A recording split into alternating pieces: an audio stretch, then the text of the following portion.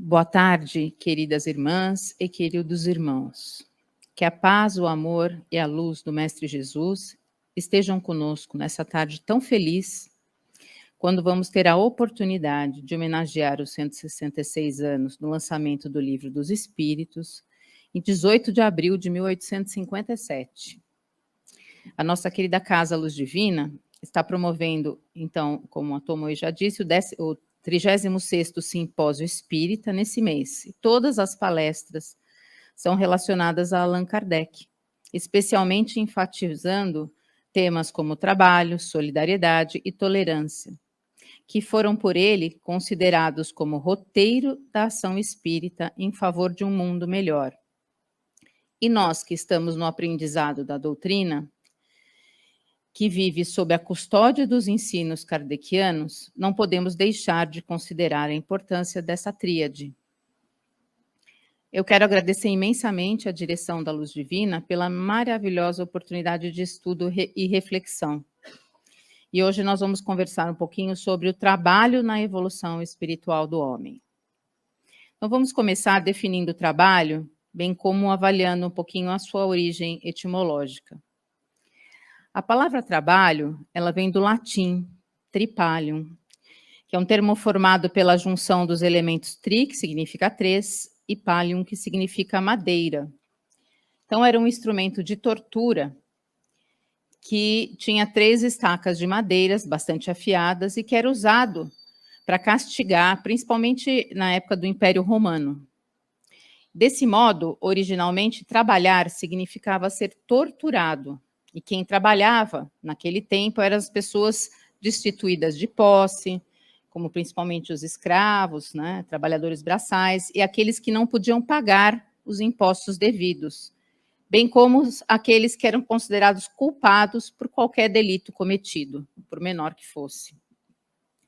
Desse conceito, podemos entender, então, que essa palavra ela vem com uma carga de punição, de castigo, para quem necessitava passar por um determinado sofrimento. E dessa forma, o trabalho era visto como um fardo a ser carregado pelos menos privilegiados.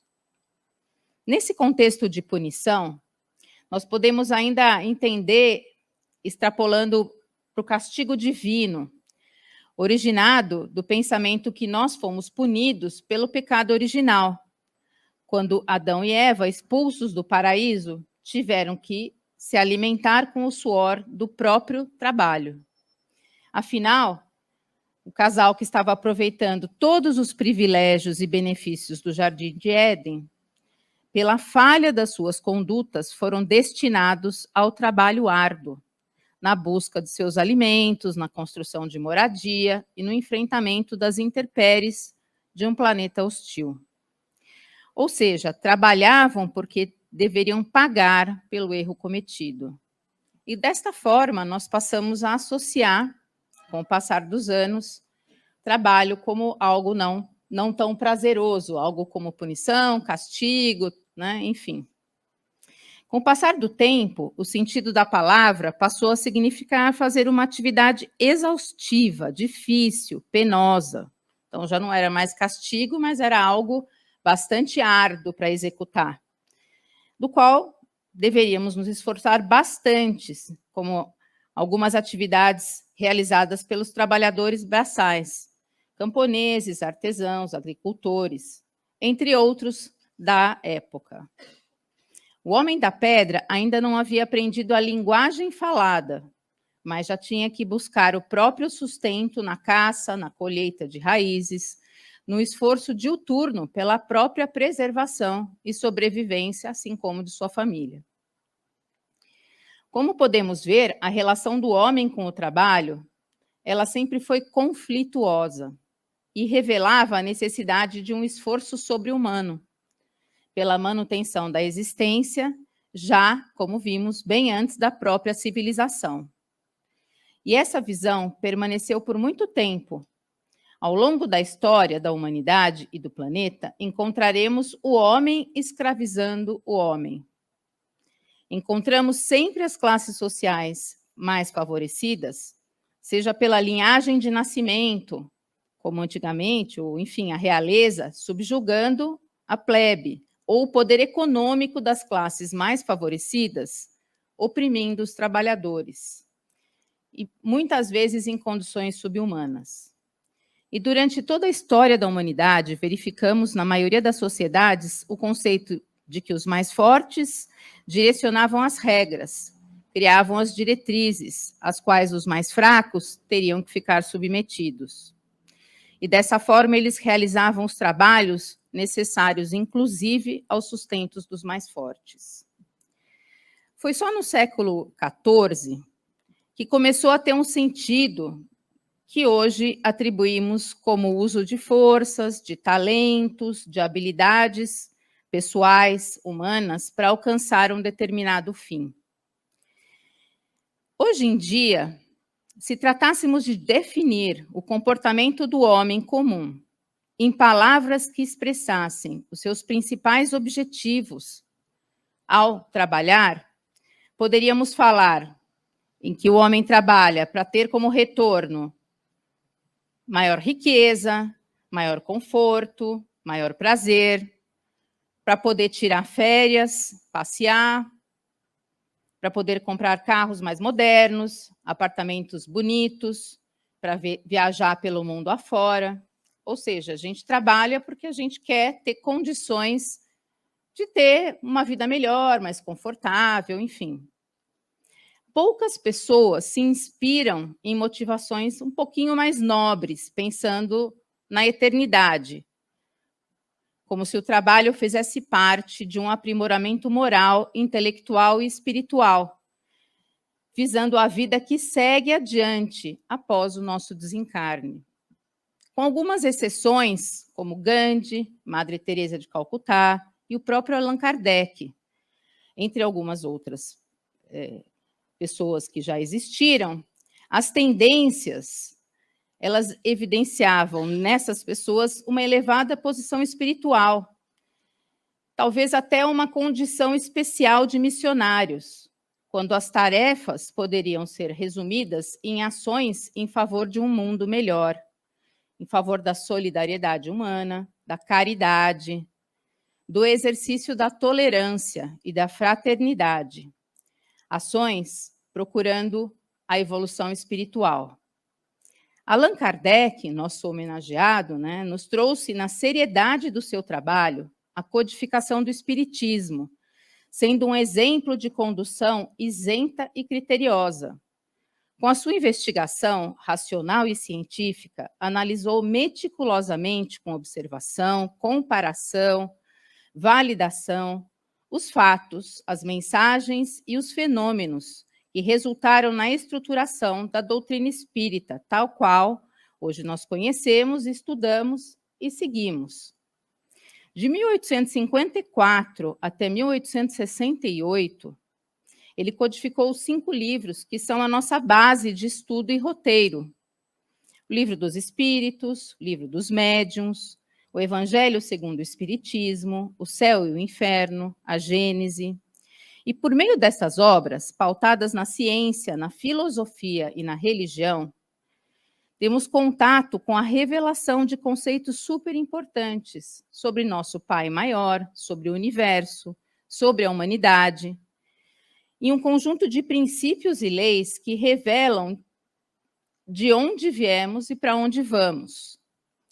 Nada obstante a obra ter sido escrita e publicada no século XIX, é ainda mais verdadeira o que podemos observar dela neste século XXI, quando cada vez o homem trabalha mais, principalmente porque lhe aumentam as necessidades de obter mais prazeres, mais conforto, como nós já conversamos.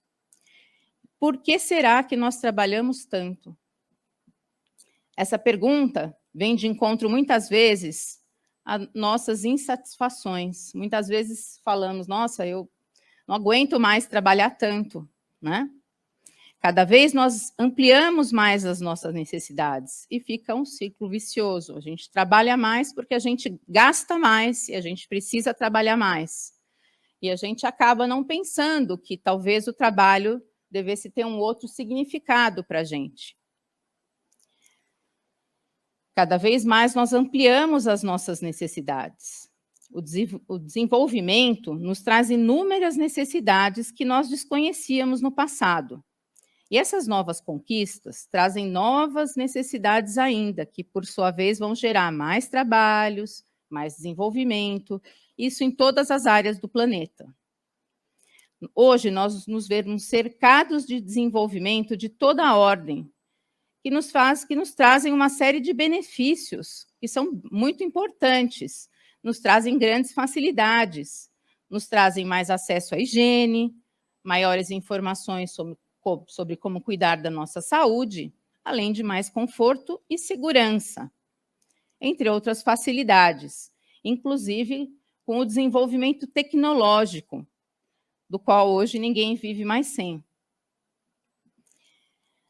Mas faz parte da nossa missão individual e coletiva trabalharmos para o nosso próprio progresso, para a nossa evolução moral e também para o progresso do nosso planeta, porque as nossas necessidades vão aumentando cada vez mais e a gente tem que pensar também no futuro do planeta. Os espíritos foram bastante claros ao afirmar que o trabalho, como lei natural que é uma necessidade. Aqui, nos impõe distinguir as necessidades como sendo de dois tipos. As necessidades materiais, que de certa forma são imediatas, são aquelas que decorrem da nossa encarnação, das nossas necessidades fisiológicas, são necessárias para a nossa sobrevivência e que visam a satisfação e a importância das nossas necessidades no momento atual. Mas também as necessidades espirituais, que são as que trabalhamos durante toda a nossa existência, que às vezes não temos isso de forma tão clara, mas que dizem respeito à melhoria das nossas imperfeições. E isso não é uma coisa estanque, não cuidamos uma hora das nossas necessidades materiais e outras das necessidades morais, das necessidades do nosso espírito. Assim, enquanto realizamos o trabalho material, nós também estamos aproveitando a oportunidade para desenvolver o nosso espírito, buscando atingir os nossos objetivos, que não se limitam apenas às necessidades orgânicas e às necessidades materiais. E sim, há uma transformação gradativa, nos aproximando cada vez mais do nosso Criador. Esse é o objetivo da nossa existência, a nossa evolução. Se é fato que o homem, enquanto busca o seu próprio conforto e progresso, ainda que seja material, colabora no desenvolvimento do planeta, realmente ele não tem essa clareza de objetivos. Mas a conquista do intelecto, de acordo com as nossas necessidades, ela vai descortinando conquistas morais também, que vão sendo alcançadas. Isso dependendo da nossa vontade de se aprimorar, de se aperfeiçoar. Nos cumpre relembrar que toda ocupação é útil e necessária, das menores até as mais intelectualizadas. De forma que o nosso corpo trabalha, mas o nosso espírito também trabalha. Não é por acaso que Jesus Cristo, nosso modelo e guia, nosso mestre e amigo de todas as horas, nos disse: meu Pai trabalha até hoje e eu trabalho também. Em outras palavras, o trabalho deve ser constante, permanente, para todos, para os encarnados e para os desencarnados. Jesus trabalhou incessantemente e, ao realizar curas em um dia de sábado, dedicado ao repouso pelos hebreus, foi gravemente criticado. Respondeu, evidenciando que Deus permanece trabalhando, criando incessantemente, atuando no mundo pelo movimento de suas leis divinas, e que o trabalho que realizamos consiste em natural caminho de iluminação do espírito. Não temos data, hora, nem dia para realizá-lo, ou para deixar de realizá-lo, porque o espírito trabalha o tempo todo. Com o trabalho, o espírito se ilumina, e ao iluminar-se, se agiganta, estabelecendo parceria maior com o nosso Pai maior. É do trabalho executado em união com Deus que recebemos o verdadeiro salário, através da paz e da felicidade que tanto buscamos. Aprendemos também que trabalhar não é uma exclusividade do nosso plano terrestre, desse momento em que vivemos, momento de provas e expiações. Já que em orbes superiores, a espiritualidade trabalha incessantemente para a harmonia do universo. Kardec nos explica que mesmo nos planos mais aperfeiçoados, existe a necessidade do trabalho, nos quais este assume naturezas diversas e relativas ao grau de desenvolvimento alcançado, e que nas esferas mais evoluídas, a ociosidade seria até um suplício. E assim, entendemos através dos conceitos apresentados pelo Espiritismo a importância do trabalho no processo evolutivo do espírito. Com o trabalho, podemos lapidar nossas virtudes, principalmente conseguimos construir valores morais, obtidos no relacionamento com o nosso próximo, curando as chagas sociais da desordem e da imprevidência, aprendendo a amar o nosso próximo, amar como a nós mesmos. Afinal, não é isso que estamos aprendendo? Podemos realizar tarefas simples em que aprendemos a obedecer ou a liderar, cooperar, compartilhar. Ao desenvolvermos nossa capacidade de nos relacionar, passamos a perceber e a compreender a importância da interdependência. Todos somos importantes, independente do que fazemos, do nosso momento de vida, do nosso tipo de trabalho. O que nos leva a valorizar o nosso próximo. Primeiro, pela necessidade de cooperação, depois vamos adquirindo respeito por esse próximo e, finalmente, transformamos os nossos sentimentos em amor. O trabalho é um instrumento de evolução pelo qual desenvolvemos a nossa inteligência, mesmo que sejam trabalhos braçais. Nós utilizamos a inteligência para facilitar o nosso trabalho. E a inteligência é um importante atributo do nosso espírito. Ao desenvolvê-la, o homem alcança novas possibilidades de visão do mundo. Sem o trabalho, o homem permaneceria sempre na infância, tanto quanto a inteligência, quanto a evolução espiritual. Por isso é que o seu alimento, a segurança, o bem-estar, a sua evolução depende das tarefas e principalmente da forma como realiza as tarefas. A partir da realização de uma tarefa, obteremos como resultado, além do simples objetivo, mas também uma forma de se aperfeiçoar, de evoluir, de se desenvolver. É pelo trabalho realizado pela humanidade em todos os tempos que o planeta em que vivemos, de forma paulatina, vem agregando os elementos necessários ao seu progresso, pela evolução das sucessivas gerações. E nós estamos tentando ultrapassar esse momento de provas e expiações, né? Toda tarefa nos permite o desenvolvimento, independente da sua natureza.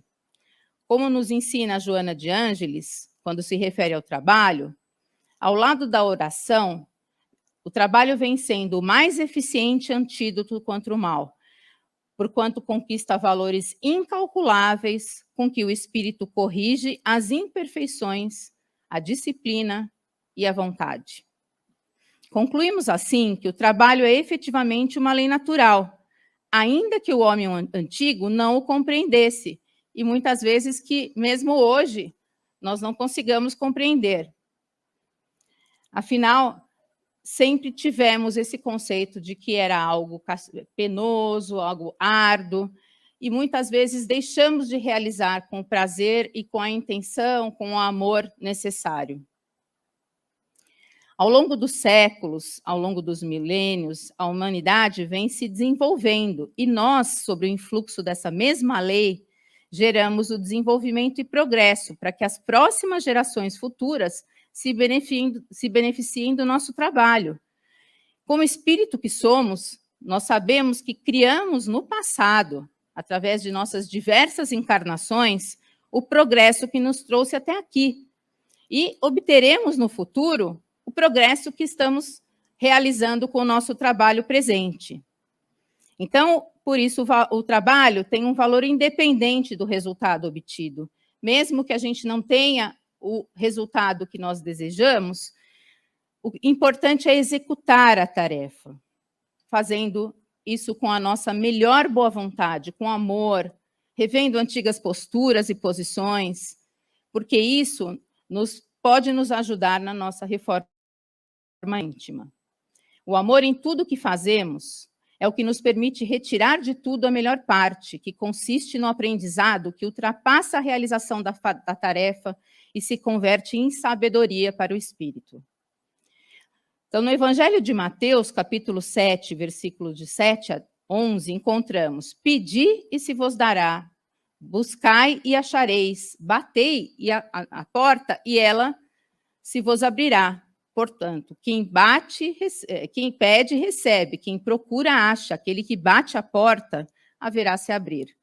Com essas palavras, Jesus nos ensinava que devemos nos esforçar na busca do que necessitamos, uma vez que a ajuda de Deus só ocorre para quem trabalha e para quem se empenha na procura de obter o que deseja. Embora Deus saiba exatamente daquilo que precisamos e nos auxilie principalmente quando nós somos merecedores, a nossa ligação com Ele é necessária para que possamos agir com confiança e equilíbrio, nos garantindo o sucesso do trabalho realizado. Não há milagres. As grandes obras, conquistas e vitórias nossas são frutos unicamente do nosso trabalho digno. Algumas vezes toparemos com pedras. Jesus nos ensina que nós mesmos devemos olhá-las e afastar da frente. Nosso Pai nos dará a força necessária se a quisermos utilizar.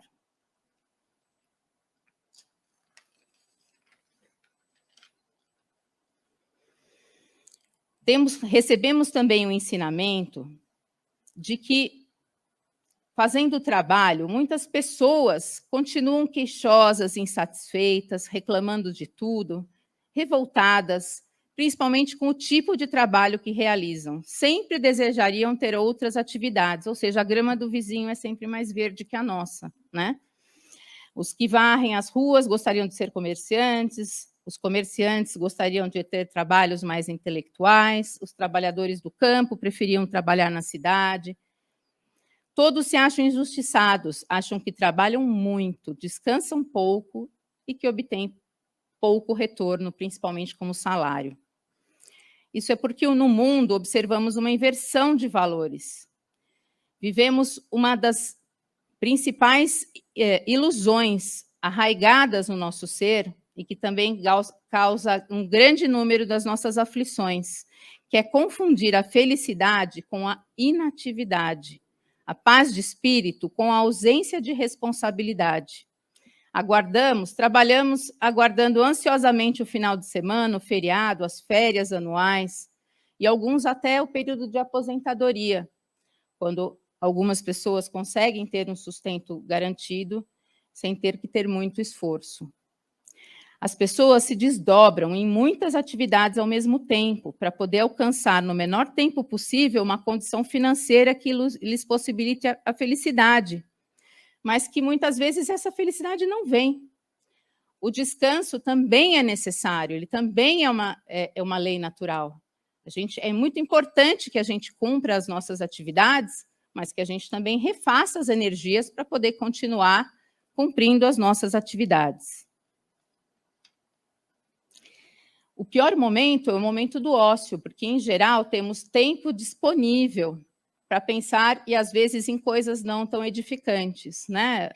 Às vezes, usamos de comentar sobre a vida do outro, enfim, coisas que nós deveríamos afastar das nossas vidas. Perdemos tempo com informações na internet, na televisão, que são apenas informações falsas ou desgraças. Enfim, se a gente estivesse, às vezes, mais ocupado nesse tempo, a gente estaria voltando a fazer um bem maior. E por que será que tantas vezes pessoas bem-sucedidas, que mesmo alcançando grandes conquistas pessoais e profissionais, são ainda infelizes? Porque possivelmente acharam que a recompensa seria apenas a riqueza, o salário obtido, e não a evolução espiritual. Então, quando ela conquista toda a riqueza que desejava, tem todos os bens que desejaria ter, ela ainda se sente infeliz. Alguma coisa não está completa, porque ela não voltou ao trabalho, à execução, para ajudar o semelhante menos abastado, para fazer o bem ao próximo. Então, para resumir a nossa reflexão de hoje, é muito importante a gente passar a pensar no trabalho e no seu importante papel para a evolução do nosso espírito. Principalmente quando esse trabalho é realizado com amor, com alegria, com satisfação, ele vai nos trazer uma sensação de dever cumprido. Com o trabalho vamos aprender a ter disciplina, respeito pelo próximo, resiliência, dentre outras tantas virtudes, mas principalmente unicamente se o trabalho for no bem. Eu encerro a nossa reflexão de hoje com a oração do trabalho de Bezerra de Menezes, do livro Marcas do Caminho, psicografado por Francisco Cândido Xavier. Senhor, ensina-nos a trabalhar mais, e produzir mais a fim de conquistarmos recursos maiores, para distribuir mais, para podermos auxiliar sempre o nosso próximo. Para desta forma termos de forma mais ampla sempre a tua misericórdia. Ensina-nos, Senhor, a descansar menos, pedindo menos e a pedir menos, a fim de pesarmos menos em nossos semelhantes e a exigir menos, de modo a nos sentirmos menos fracos para servir a tua bondade. Senhor, tanto quanto nos seja possível receber, concede-nos mais trabalho para sermos mais úteis e que sejamos sempre menos nós diante de ti, a fim de que esteja sempre mais de nós em ti, hoje e sempre. Que assim seja. Meus irmãos, que seja o trabalho no bem a nossa grande ferramenta na construção das nossas mentes, do nosso coração e também um instrumento do nosso aprimoramento. Do trabalho sério de Allan Kardec, todo o movimento de luz se ergueu pelo mundo, auxiliando na formação do homem de bem. Sigamos os exemplos do nosso Mestre Jesus e de Kardec, trabalhando com seriedade, fortalecendo os elos da terceira revelação em nossa existência. Uma boa reunião a todos.